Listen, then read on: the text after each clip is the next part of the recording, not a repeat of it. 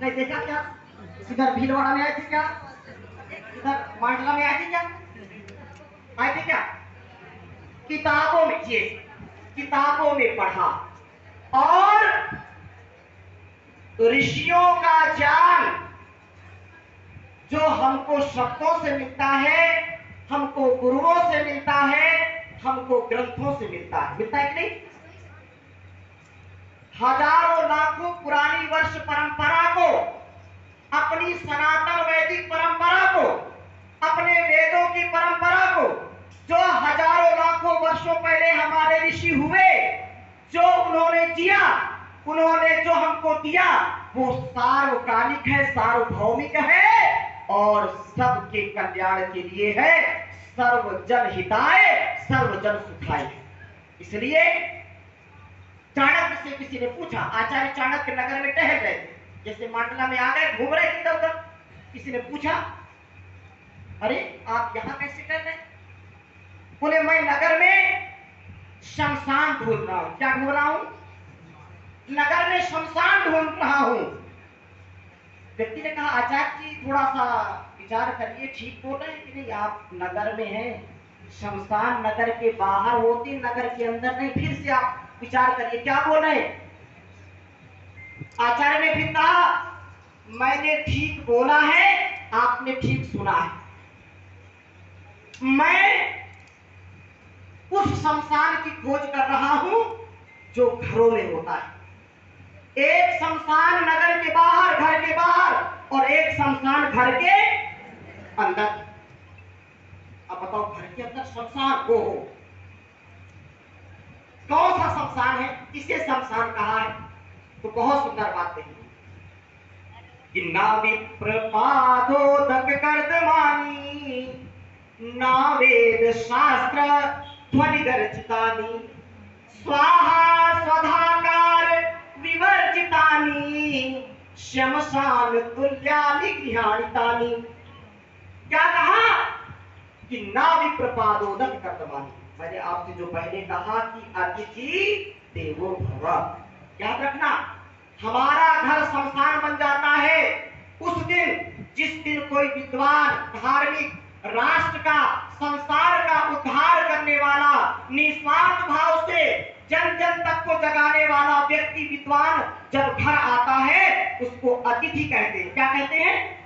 अतिथि का मतलब ये नहीं है कि अतिथि कब जाओगे, अतिथि का मतलब ये नहीं कि जिसके आने की कोई तिथि नहीं है तो ठीक है, आजकल मोबाइल हो गया, पता चल जाता है, स्टेटस पे डाल देते हैं लोग, कहाँ पहुंचे, लोकेशन डालो, है ना? ये अतिथि नहीं।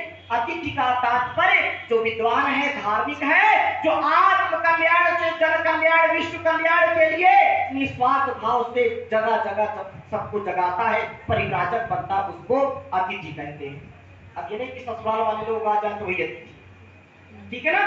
एक अतिथि। दूसरा, अब अतिथि कोई चोर उचक्का आ जाए तो उसको अतिथि मानेंगे क्या? नहीं मानेंगे। अतिथि का तात्पर्य जो विद्वान, धार्मिक, विश्वास मानेगा। तो हमारे घरों में पहले क्या लिखते थे? अतिथि। फिर क्या लिखने लगे?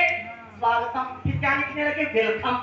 फिर क्या लिखने लगे? बड़े बड़े शहरों में पट्टी बड़ी सी, कुत्ते से सावधान। हाँ, बड़े शहरों में आप बड़े जाओ, उनके गेट पर बड़ी बिल्डिंग बनी, महल बना है, लेकिन काली पट्टी लगी है, दूर से दिखाई पड़े, कुत्ते से सावधान। अब ऐसा लगता है कि कुत्ते ही घर में रहते हैं। कोई अपने कपड़े फड़वाने जाएगा क्या? बोलिए। इसलिए घर आज दुखी है, क्योंकि अतिथियों की सेवा करना हमने छोड़ दिया। अतिथि जब आते थे तो बहुत सारा ज्ञान विज्ञान हमारे घर में सत्संग में बताते थे कि नहीं? और पूरे घर को संकल्प दिलाते थे, धर्म के मार्ग पर चलना, सच्चाई के मार्ग पर चलना, लड़ाई झगड़ा नहीं करना, माता पिता की आज्ञा का पालन करना, नशा नहीं करना, कितनी बातें बताते थे। आज सत्संग करना छोड़ दिया तो संग में चले गए। तो कहा कि जिस घर में अतिथि आए और उसके पाद प्रक्षालन न कराए जाए, उसका स्वागत न किया जाए, उसके घर की जमीन उसके पैर धुलने से यदि गीली ना हो तो वो घर शमशान के समान है। याद रखना, अतिथि देवो भव, पहली बात। दूसरी बात क्या कही? ना वेद शास्त्र ध्वनि गर्जितानी। आज हमारा घर परिवार क्यों दुखी है? क्योंकि हमने स्वाध्याय करना छोड़ दिया। हमने गीता, उपनिषद, रामायण, महाभारत का, वेदों को पढ़ने का स्वभाव छोड़ दिया। हमारे बच्चों को कुछ आता नहीं। जब माता पिता को नहीं आता तो बच्चों को क्या आएगा? बोलिए। हम दुखी होंगे, परिवार आज बट रहे हैं। बड़ा षड्यंत्र है। हमारा परिवार संयुक्त परिवार, हमारी भारत की पहचान है कि माता पिता, बड़े बुजुर्ग, दादा दादी, चाचा चाची, ताऊ, सब कितने एक परिवार में एक छत के नीचे रहते, सब सुखी रहते थे। बच्चा पैदा हो गया और पता नहीं कितनी जल्दी बड़ा हो गया, कुछ पता नहीं। ना माता को ज्यादा पालन पोषण करना पड़ा, ना पिता को। क्यों? संभालने वाला दादा है, दादी है, चाचा है, बुआ है, फूफा है। बोलिए। और उसको अनेक जान एक आंगन में मिल जाता था। मिलता था कि नहीं? हम उसको भूल गए, छोड़ दिया। अगली बात कहा कि ना विप्रपादोदक कर्तमानी। जिसका अतिथि का स्वागत नहीं होता, सत्कार नहीं होता, वो घर क्या है? शमशान के बराबर। दूसरी बात, जिस घर में वेद शास्त्र ध्वनि की चर्चा नहीं, वेद मंत्रों का गुंजायमान नहीं होता, ना वेद शास्त्र ध्वनि गर्जितानी।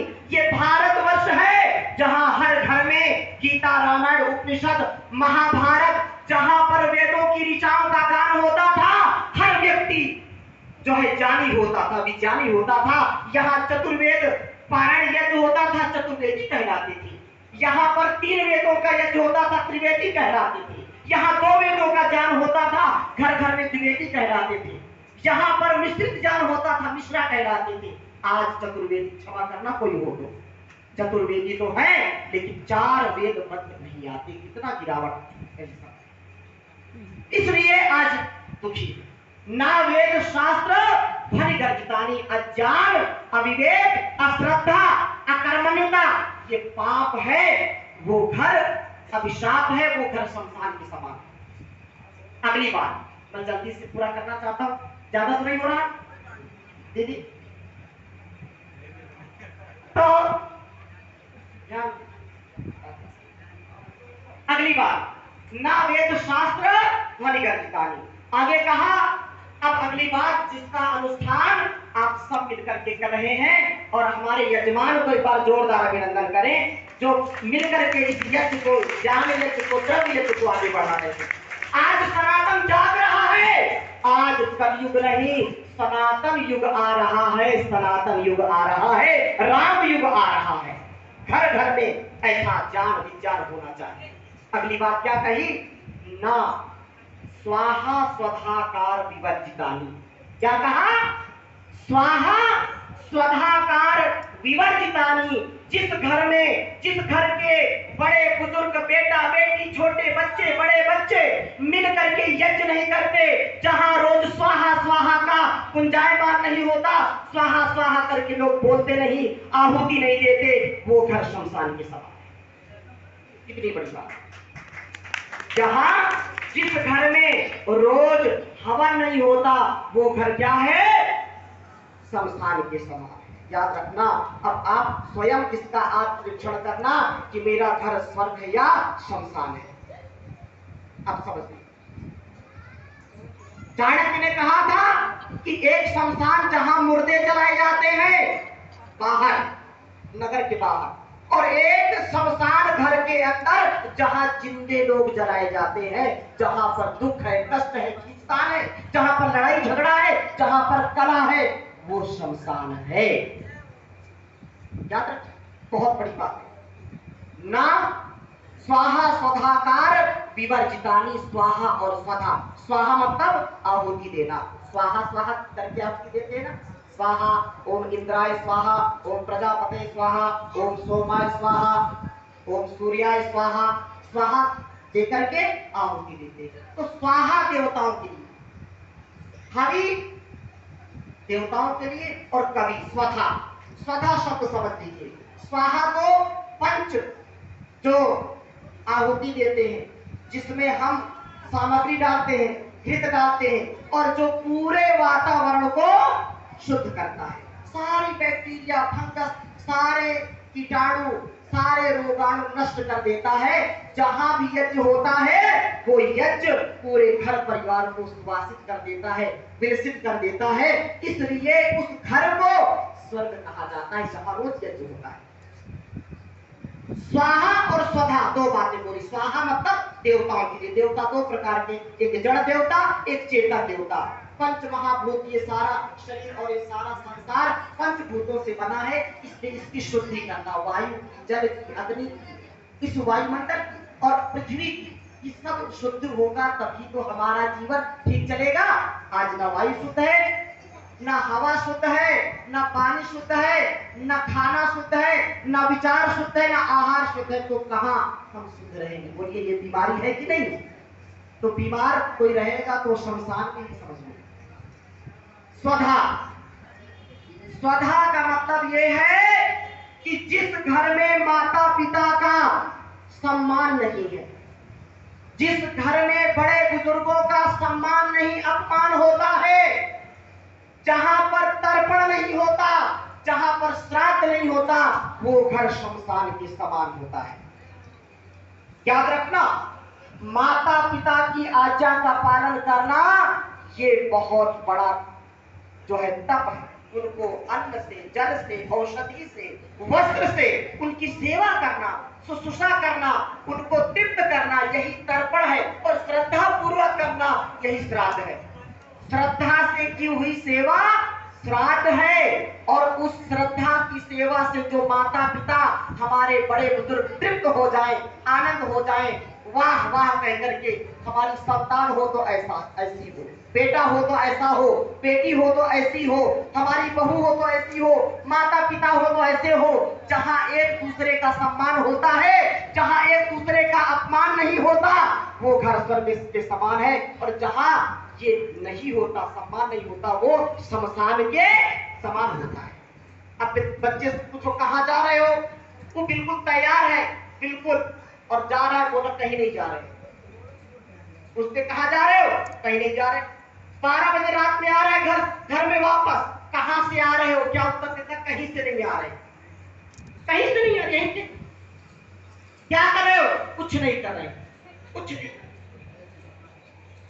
जबकि मोबाइल में दिन रात लगे, मोबाइल छूट नहीं रहा।